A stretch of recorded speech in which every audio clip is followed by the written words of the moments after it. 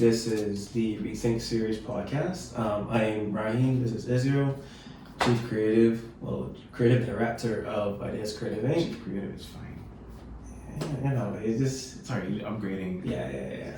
Right. And so we are going to be talking about the infamous Carter's ad. That Carter's ad. Yeah, that Carter's ad. Carter's ad. That kind of blew up over, I think it was Tuesday, it was? Yeah, it was Valentine's Day was Wednesday, so Wednesday. Yeah, Yeah. Wednesday.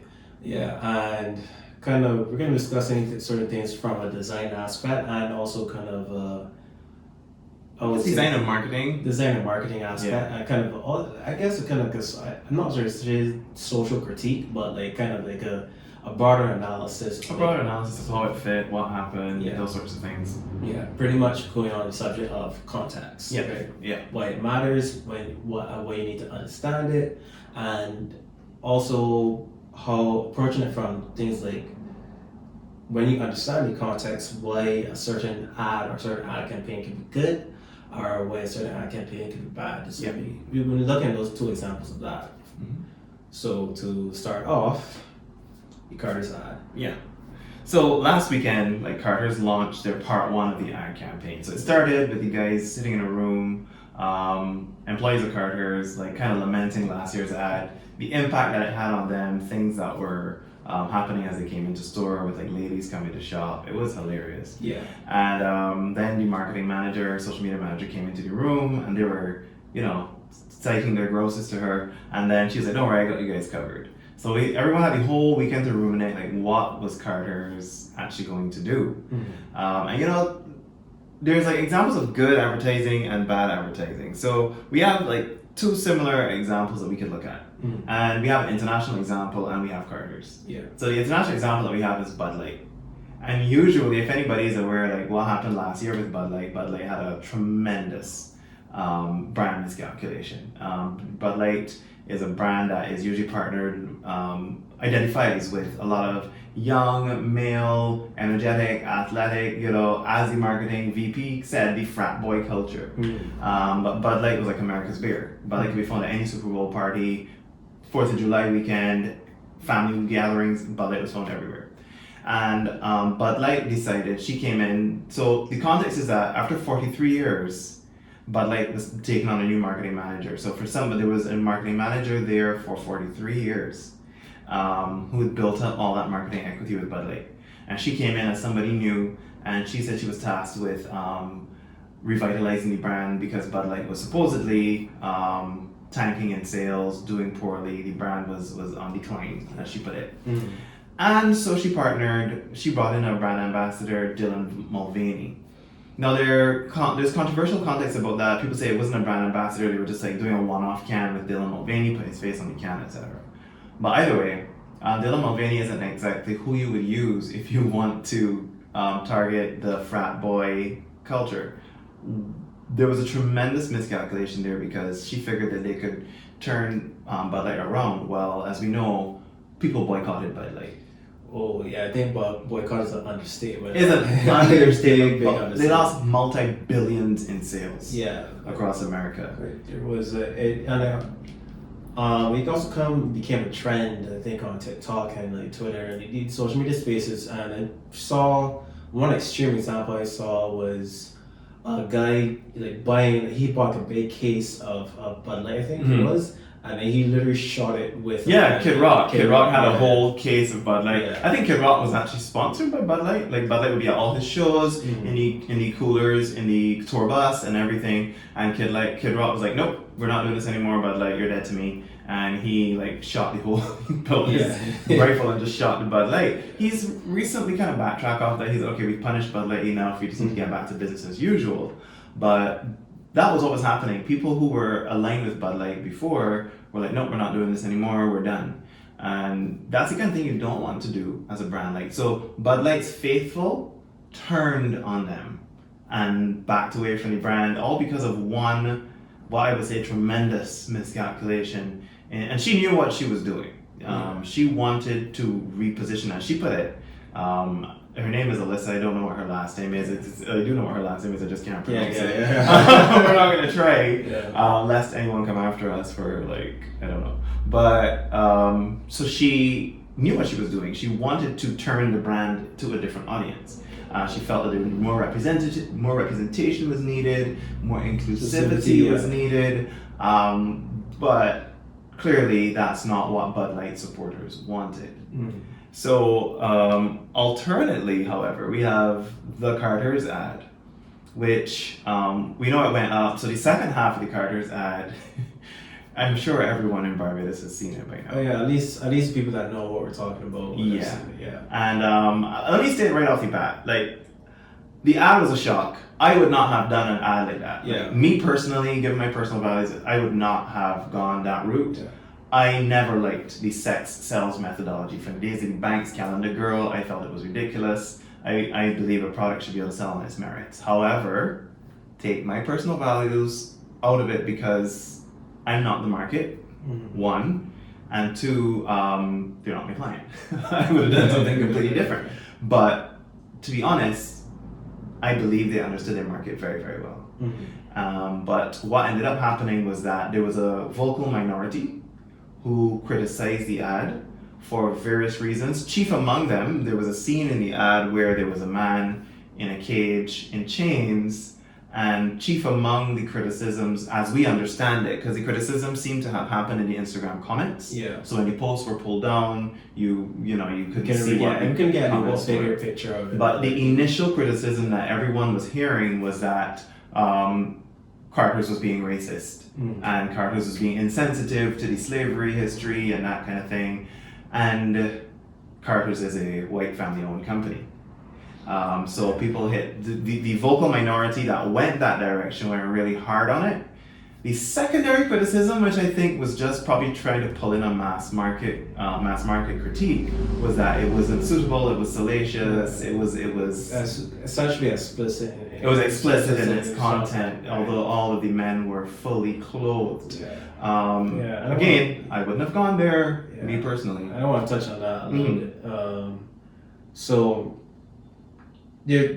Some things that I wanted to analyze about that. So the thing, when we watched the ad in office, our first thing was we were shocked. It was shocked because the initial thing was that really wait, Carter's did this because I didn't know about the ad they did the year before. Okay, I was aware of the. I didn't know about it, but when you saw it, I was kind of like wild, and I'm pretty sure maybe a good set of people didn't actually know about the ad before. Right? They might not have had prior knowledge. Some people did, some maybe. Right? Which I thought was maybe part one of the ad that happened over the weekend prior was important because it kind of set up the foundation for the second part. This is what I'm actually going to dive into because I think with the criticism that the most famous criticism of the ad being that it's racist with the guy in the cage, kind of to me shows that they didn't really watch the first, that whoever made that comment probably didn't watch the first part of that ad because the whole vibe, the whole context, the whole setting up of that part one and that part two video, it was generally done in a very satirical, comedic, very much so, almost of a goofy tone to it, right? It was very much comedy based. Like it was playing on tropes. It's playing on tropes, right? And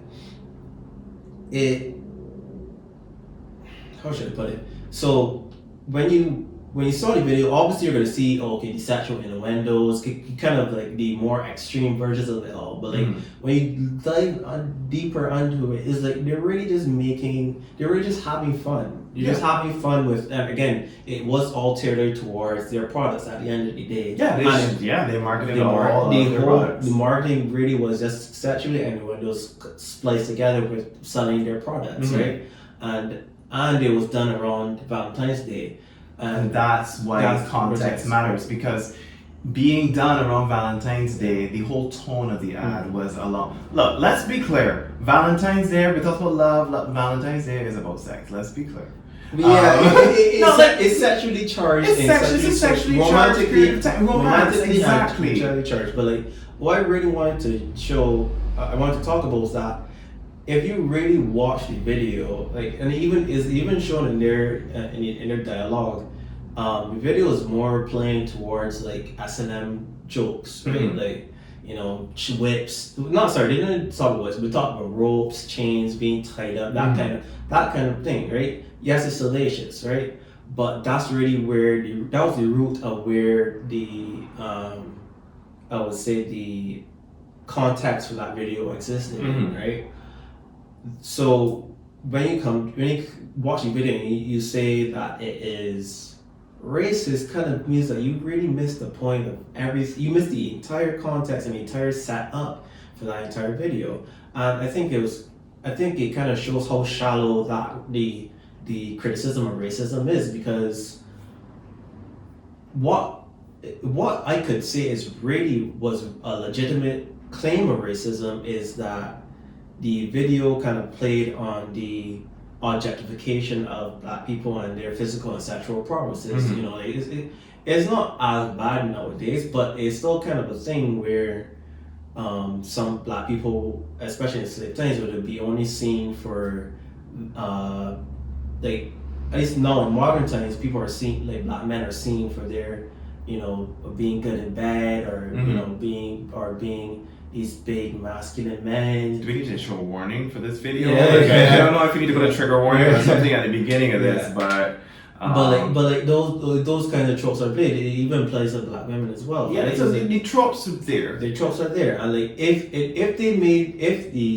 that was a comment that said that they're kind of playing into the objectification of black people, Mhm. right, in a sexual context, right, that is a legitimately like you could call that racist in a way, right? Bearing in mind that the marketing, or this social media manager at Carter's is black. Yeah, Is a black woman. these are black, and the staff signed up for what they did. They looked like they were having fun doing what. I'm very sure the staff was having Yeah, fun. right. Because when you walk into Carter's, what you have to understand, like when you walk into Carter's, the staff are engaged. The staff They talk to you. They talk to you. They have fun on their job. You can see that there is some degree of company culture that is positive at Carter's. And I think you even brought it up too when we were discussing it, is that maybe the idea for the ad for women coming up to the men in Carter's probably happens because that might actually happen at Carter's. It's entirely possible. Like, for example, we had a soca song many years ago, It's the Plumber, I've Come to Fix the Sink.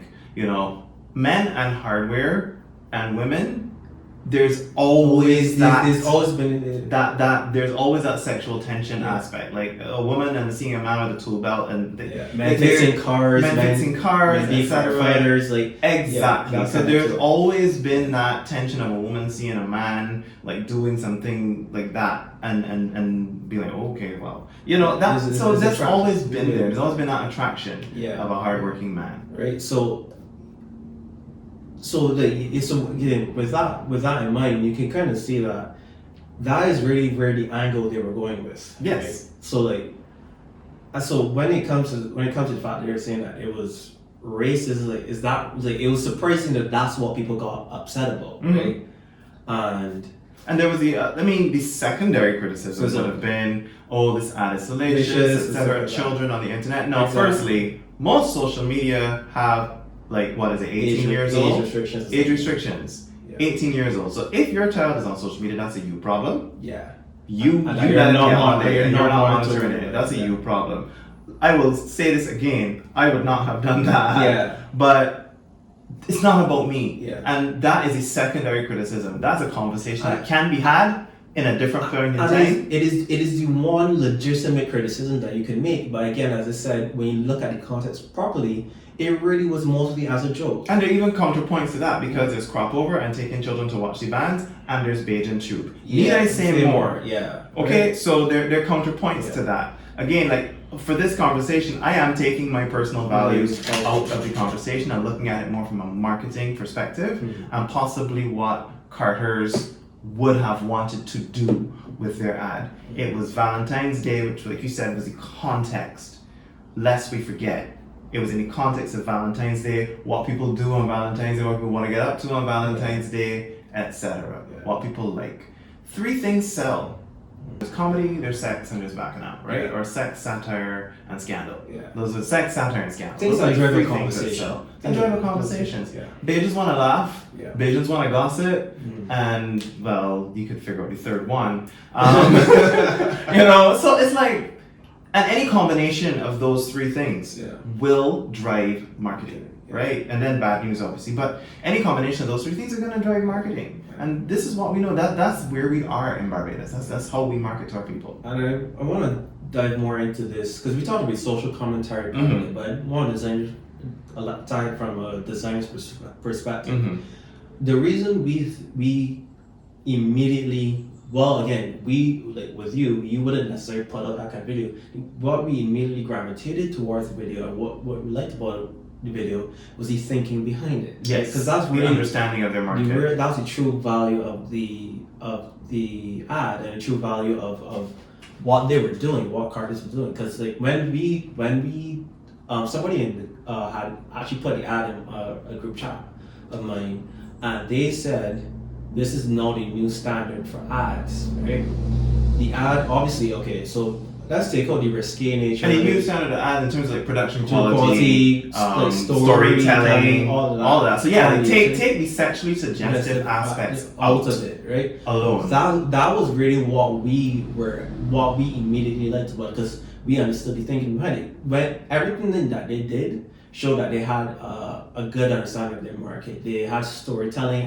They at least had to have some sort of storyboard, or like this is kind of what we're talking about and why we think it's going to be work. And then the management, the company was invested in Exactly. the process. They bought in. The company had buy-in. Right. And that's difficult too for a company of Carter's nature. Because think about it, we have two companies in Barbados that are really like legacy companies. There are a couple more, but I'll use two to draw a comparison. Carter's is 140 years old. Carter's has been in Barbados since 1880. Yeah. Right? And for a company of that nature, a legacy company, to transform its marketing, they did that like Oreo did when Oreo turned 100 in the US. We have another legacy company, Baiko, who has had their tail cut by Frosties. Now, Baiko is not going out of business anytime soon, but Baiko has lost significant ground to Frosties, Chefette's ice cream, right? And Frosties started, 5 years ago? Yeah. If so much. If so much. They haven't been around that long. Right, and so Baiko has lost significant market share to Frosties because Baiko has refused to market in any kind of innovative way. Yeah, which is what two things I wanted to bring up. One, people have to remember that Carter's is also competing with a new mega store. A regional mega store. Which is Queensland, right? Mm-hmm. And so like what Carter's kind of did is that they kind of took a chance, right? They kind of pushed the boundaries a little bit. And they've been doing it for 2 years. Exactly, right? They kind of pushed the boundaries because they reckon they didn't necessarily see Queensland and be lazy, right? They was like, no, we kind of gotta step up our game, right? Kind of evolve, progress, right? That is really that was what we also liked about it because it kind of showed that we're not just being samey or we're always playing it safe when it comes to creativity, when it comes to marketing, which is another point I wanted to bring up, which is the fact that when you punish creativity, when you punish creative thinking, yes, right, you constrict the industry because one of the things that obviously for those of you that don't know, the ad got pulled, right? The ad got pulled from their Instagram. It was a shot that was heard across the bow in Barbados. Yeah, right? The ad got pulled. Carter's released a statement saying that they were sorry for the people that they would have offended, right? Which, funny enough, when they put out their statement, a lot of people actually rallied for there was a groundswell of support for the Carters, right? Us included. Yeah, but to bring back to my point, it was that when you punish creativity, when you punish creative thinking, it affects the rest of the industry. It really makes our jobs harder, right? Because other brands, other industries, other companies are going to see what happened with Carter's. They're going to see the initial backlash, and then they're going to it is a very good possibility that they could now say, "Oh no, we gotta play it safe." Yeah, they'll recoil and go back to safer ground. Right. Yeah. And when you punish creativity like that, especially when it's not a fair punishment or fair criticism, yeah. right? What ends up happening now is that the people that are creative now, they're not incentivized to be thinking divergently. They're not. They're not gonna be thinking about, okay, how can they make this better? Whatever it is, whether it's a film, music, or design, right? Designing for products, stuff like that. They're not gonna want to push the boundary too much. You're not gonna try to do something that's different, do something that's disruptive, right? And correct. That's the word. Right? Yeah. And eventually, along that timeline, you get products that don't innovate, and the quality of the products then either stay stagnant or they regress, right? And this might be a stretch to say this, but I think that also kind of like when you send that signal out that people can't be creative, it can trickle into different industries like music or like film, right? Where there becomes a general malaise across or malaise, across industries across the country, where the risk takers don't want to stick their head up above the crowd anymore. They're like, you know what, I'm gonna play it safe. I'm gonna just stick to the status quo. Exactly, and then we don't get any kind of variety when it comes to our products, right? So, and again, I think what we're talking about is not the specific content of the Carter's ad. We're talking about the risk-taking nature of it, the idea that you're going to dare to do different, you know? And so, like, that I think is a big issue. And funny enough, somebody, another friend of mine, brought up a point that I resonated with us when we heard it. And the point was that he gets annoyed with how sometimes in Barbados, where we would punish creativity, we would punish creative thinking, but then in the same breath also want Barbados to compete on the world stage, right? The two mindsets don't jump. They're very conflicting, right? Especially as a small island developing state, you can't always be on the tail end of newer trends or of creativity. You really should be at the forefront, right? You like, we're not on the tail end of creative trends. When the trend has died, then we go, oh look, let's do that. Yeah, exactly, right? It's like then you're always going to be behind. Yeah. You're always going to be like 10 years behind what's going on. We're behind the trends. Exactly, and that's not a good place to be when, this is a wider conversation. You could go into terms of, it's a broader context, right? But like, for example, like, say we wanted to evolve Barbados from just being primarily a tourist-based economy, right?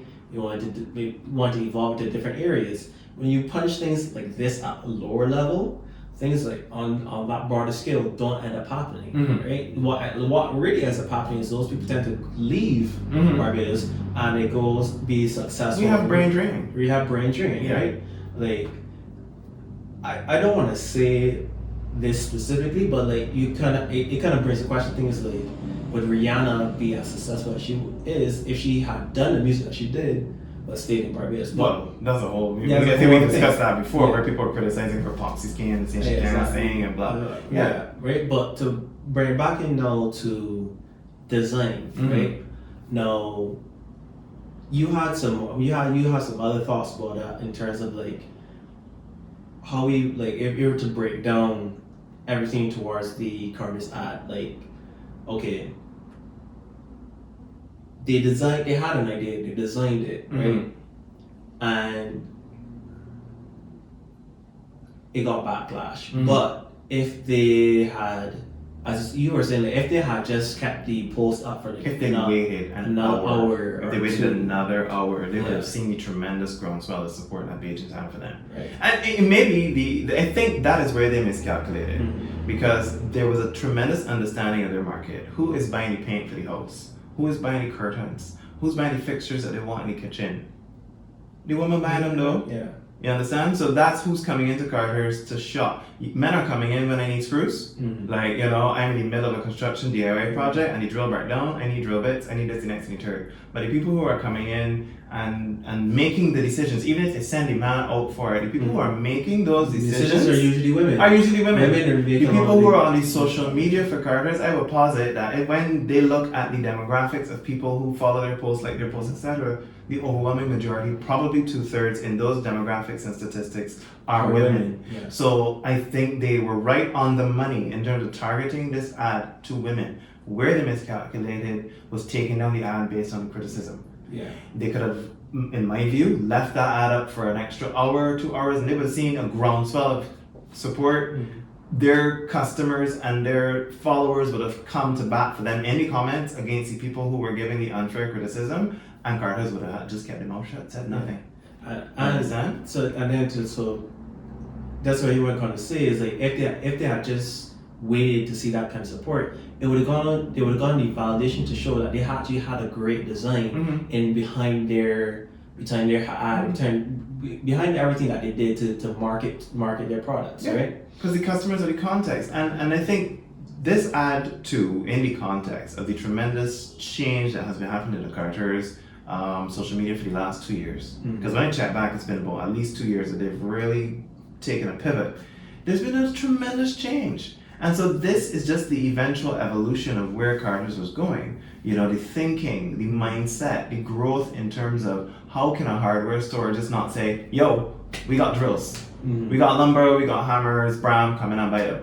You know, like they're telling stories. Yeah. They're connecting with their market. They're making people laugh. Their content is shareable. The reason why I think people now see this ad is because people were saving their ads from before. And so that's why the ad was able to pop back up so quickly, because people had the ad saved. You saw it in a group chat, I saw it in a group chat before you even saw it on the page. Yeah. By the time I went to the page, it was pulled down. Exactly. You know, so people, but all of Barbados, like I have not seen a negative comment about this ad anywhere on social media. Yeah. Anywhere. So I would love to see what those original negative comments were, to see really how many of them there actually were, how many of them were on the racism angle, and how many of them were along the salacious like content sort of criticism. Yeah.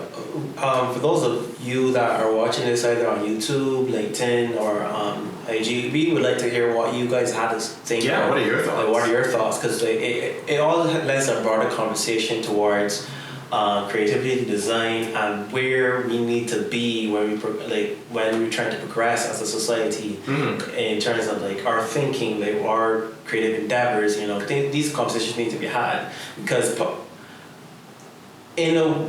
not to be extreme with it, sometimes boundaries need to be pushed. Yeah. Right. Sometimes boundaries need to be pushed. Yeah. Right. Yeah. You know, and so that when you push the boundary, you can kind of say, okay, this is where we're going. Let's see what everybody's reaction. Now, to be fair, some people have said that they're not actually surprised that the video got taken out. I think I might have said that earlier before, but not surprised the video got taken out. They're just surprised that the reason got taken out. Yeah. Yeah. Exactly. Yeah. Right. But now that this is kind of what has happened, where you had a risky ad that people did like. Now we get to see, okay, what's now going to evolve from this point onwards, right? Yeah. Right, and I think that is a little bit. It could either be that people who stay safe, or it could be that somebody else decides to take a chance. Maybe they take a chance in a less risky way, but they start at least taking a chance, so we can start to evolve the kind of advertising that we see. It's kind of the media that we get that gets produced in the Caribbean. I said that's a bigger conversation that we could probably have at a different time. But so, I was just on my last point. I was saying that moving forward, I hope that people will start to take. I just hope some brands start to take a little bit more risk, maybe calculated risk, maybe not necessarily as extreme or potentially volatile, but like they at least start to push the thinking forward, push push what our culture is used to forward, right? In And better there are ways. tasteful ways. Tasteful ways, I think yeah. the maybe the one legitimate criticism that you could have with this ad is maybe there was a bit of distaste. Maybe it could have been slightly more tasteful with some of the imagery, especially the imagery of the man in the cage. But again, context matters. Yeah. It was in the context of Valentine's Day, what people get up to, So much, what people expect, etc. So like it was in the context of romance and in the whole idea of somebody being in the doghouse. Yeah. Like we say that culturally. Does that mean that we think that a man is a dog or whoever's in the doghouse is a dog? No. There is room for metaphor when you're doing marketing. Yeah, right? it's just general comprehension of what's going on. Comprehension of the moment, of the situation, Yeah. of the context. And I think that's something where we are still a little bit behind in terms of, at least in terms of advertising down here, is that, you know, in America, or like, I guess maybe what the more populated metropolitan type areas, they're surrounded by ads constantly on their TV when you go walking and stuff like that. So they might be more, I would say, aware of what a particular, the context of which an ad is advertising, is under, right? Yeah. That we don't have that as much here. Most of our ads tend to be to play it safe. around to play it safe and generally on social media. So Yeah. I don't want to say this in an insensitive way. I just mean like maybe our ad literacy is not as developed across the board for everybody, because it's not Funny enough, like we will see the ad on American TV and we go like, ha ha, that was funny. Yeah. But when we see something similar here, then it's closer to home. It's a little bit of a difference, right? I think there are two things at play here. If indeed, because we can only speak in ifs and allegeds, but if indeed the main criticism was about racism, there are two things at play here, there are two competing concepts. There's an older generation that would have been closer to being ill-treated and mistreated, etc. So it would be understandably triggering for them to see an image of a man in a cage in chains, right? Like if your grandmother was a slave, then it's a lot closer to you than somebody in a younger generation. And I think actually another friend of mine brought it up, that he said that for people kind of like 35, 40 and under, this kind of content, the kind of content for the ad would really play into our field. That's kind of weird. I was about to take offense with 35 and 40, but you said okay, cool. For under, right? Like that kind of plays directly into our sense of humor, right? Right. Yeah. This is literally something that we're kind of just used to, right? Yes. And in a way, it has a bit of the video kind of has a bit of meme culture definitely ingrained into it. Definitely. So I think this can also just be like maybe of a disconnect. There's a generational disconnect for sure. I think there and that is a fair thing to happen, because it happens, right? So I know the person who filmed the ad, he's either young millennial or older Gen Z. The marketing manager, from what I understand, the social media manager, she is Gen Z. Yeah. So clearly. Sorry not to interject, but I really hope that Curtis doesn't see the backlash from this and recoils and pulls back and retreats. Or I hope they double down in terms of marketing thinking. Because she did a really good job. Because let's be fair, that ad for the past couple of days is one of the most talked about topics. The most talked about topic. So outside of Ralph Lauren and the political issue. Anyway. Right, but it's one of the most. So, like, if marketing was the goal, the goal was cleared. Yes, right, the bar was surpassed. Right? So, and all of it just shows is like, if you're going to be doing ads, if you're doing anything in the design space, in the marketing space, there's some things you just need to be aware of. Yeah, like for sure. Just like know your market. So and again, Carter's knew their market. They knew their market very well. Yeah. I would say where they miscalculated is how their market would have defended them, because their market defended them. They probably would have predicted that. I don't think they would have predicted that, but their market really defended them. Like still is defending Carter's across all social media. Yeah. And then knowing your message, knowing what you're trying to say. Yes. Who you're saying it to is another thing. And then another thing would be like taking calculated risks. Yeah. So understanding like the environment in which you're taking your risk, knowing who could possibly criticize, and just realizing that if you're going to swing big, it's gonna come with some degree of risk. Yeah. Manage that risk. Know what is going to possibly come and be prepared for that. The response that Carlos gave was one of the potential responses that could have happened, where we retract and we issue an apology. There are several other ways to handle it. A brand can back up their promotion and be like, hey, listen, there was an ad that I saw for KFC. I can't remember when it was, but it was around like the Thanksgiving period, I guess, in the US. And KFC was getting a lot of people asking them on social media, can you do turkey? Are we getting Kentucky Fried Turkey this year? And whatever. So the ad was showing like all of these social media like hashtags and messages on screen, and you saw somebody preparing a sandwich, and they were like, this master chef kind of preparing a sandwich. It was brilliant. And then coming on the end of the ad, KFC said, we see you, we heard you, and we ignored you. And they just had a chicken sandwich at the end of the ad. Like, we are Kentucky Fried Chicken. This is what we offer. Yeah. This is what we're doing. If you want turkey, don't come to us. They didn't say that, but that was the tone of the ad. They doubled down on their message, right? So, be prepared to do that. Offer other things outside of an apology, like maybe directly reach out to those specific individuals who may have had an issue and talk to them, engage them in dialogue behind the scenes, that kind of thing. So, just if you're going to take calculated risk, understand what's going to happen, understand the potential backlash you can have, and prepare for different types of responses. So, can you reach out to the specific individual who's had the problem, direct message them, engage them in one-on-one dialogue, engage them in a smaller group, include them, and I don't mean this to be like just ignore them, but make them feel included. Bring them in. Like maybe do a focus group with them, talk to them one-on-one, that kind of thing, and include their feedback. That kind of thing. But be prepared for different eventualities. Yeah. So within that realm, as you said, is like if you're going to be risque with what you're doing, understand that there's going to be some. It's going to be you're going to be shaking your nest. If you're going to be risque, be comfortable with criticism. Right? Yeah. Be comfortable with criticism because you're going to do something that people will not like.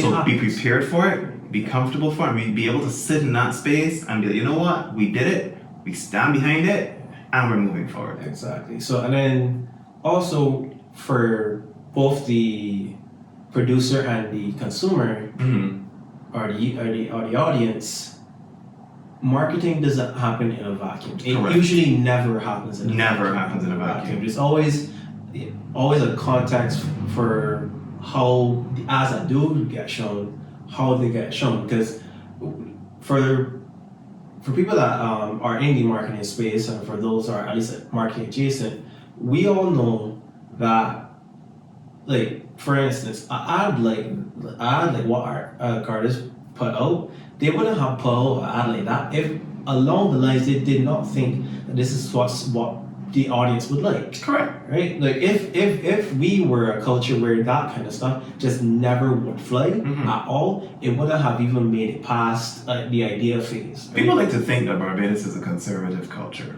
I have news for them. We are not as conservative as we think we are. Right?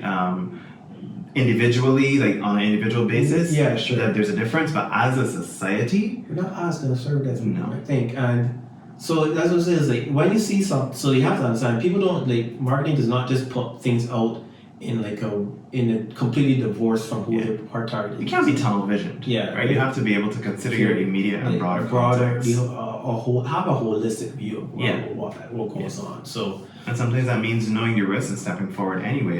It's going to be a hot space, but we honestly believe this is the 100% right approach. We've considered the context. You know what? We're going forward with it. Yeah. So, I think that's all I could really say about it. So, to end off is it, as we have said in the earlier video that I released, we like the ad. I like the thinking behind the ad. The content of the ad, I'm a little skittish. I wouldn't have done it. I like the ad because it was just funny. I just took it as it's really just a funny video. It was funny. I wouldn't have done it, but I thought the thinking behind the ad was brilliant. We really like the thinking behind it and what it meant for pushing advertising, pushing Yes. design forward. Because I think immediately we saw it in just that broader context of how does this move the needle. Yeah. So to end off, I at least hope that this was a eye-opening or thought-provoking discussion for our viewers. Again, we really would like to hear what you guys think about it and like what your opinions are. Give us your thoughts in the comments. Like the video, share it, subscribe to the channel. Yeah, subscribe to the channel because we'll be putting out more content. We actually later on we'll be showing a video. Yeah. And releasing another video on branding and brand matters, right? And then you're just gonna be. We have some articles on the website for IDS website for those who. IDScreativeinc.com. We have a ReThink tab with articles. We're going to put the previous ReThink videos up there as well. And more articles to come, stuff like that. Yeah. So. And we actually have an article on the website called Context is King, the Queen, and the Whole Royal House. So that ad actually is very relevant to this particular article. That article is actually very relevant to this particular ad. Exactly. So, you know, I mean, I think it's just about thinking it through, thinking about the context, remembering that context matters, and moving forward with that in mind. Yeah. So with all of that, I hope you guys have a good day or a good night wherever you're watching, and until next time.